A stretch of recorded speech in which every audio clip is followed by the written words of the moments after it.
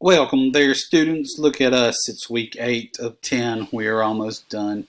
In week 8, we begin the last major unit of the truncated, compressed, accelerated summer session.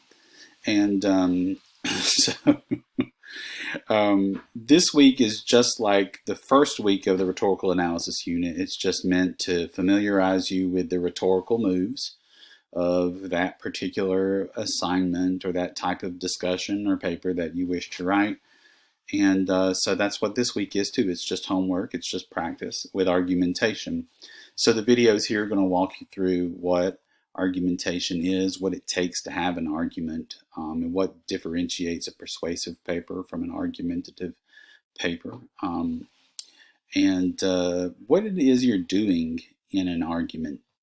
And, to put it simply, you are making a claim, something that you have an opinion about, that you believe is true, that you can back up with logic. And for an argument to work, there has to be someone on the other side, and that they can logically support their point of view.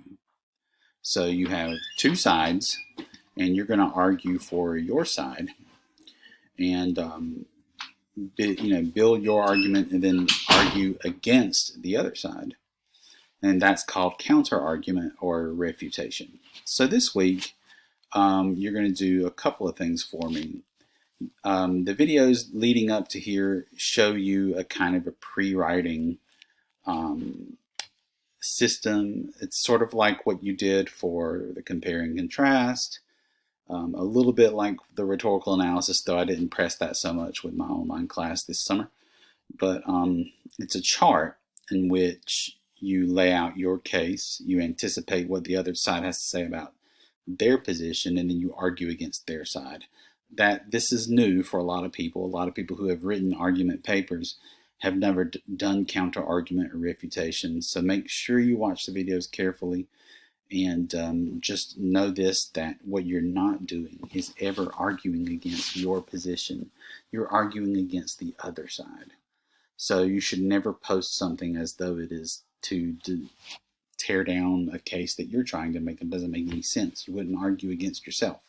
You argue against the opponent. So anyway, you're going to do this chart thing, which is a pre-writing tool, and you're going to need to do that next week with your own topic. This week, you're just going to be writing about these topics that I've chosen for you. Now, this one here, it says, write and submit 2 argumentation paragraphs in support of the thesis posted below. But if you'll notice here, it says, special note to my summer online students, you guys only have to write 1, because I'm assuming you've already had some experience writing these argument paragraphs.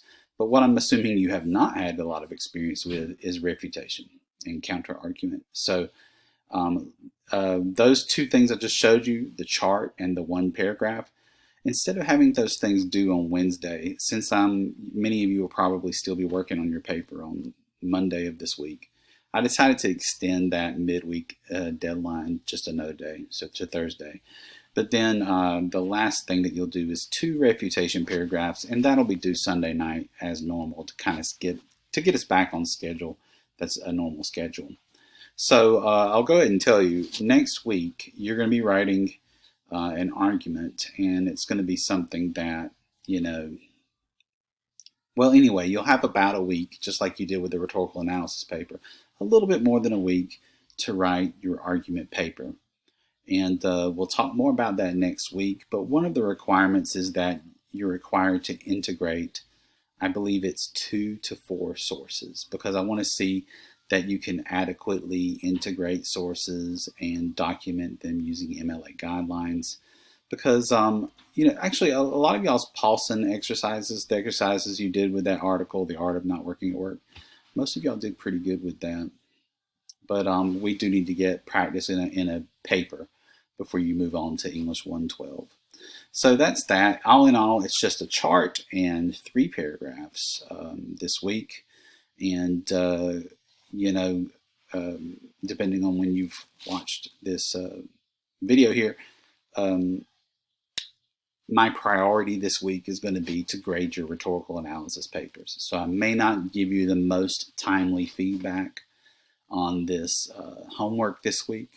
I might just be spot checking some things, but I'll do my best, and we'll just see how that goes. But I'd love to get your papers back to you before the end of week 8, but we'll just see how that goes.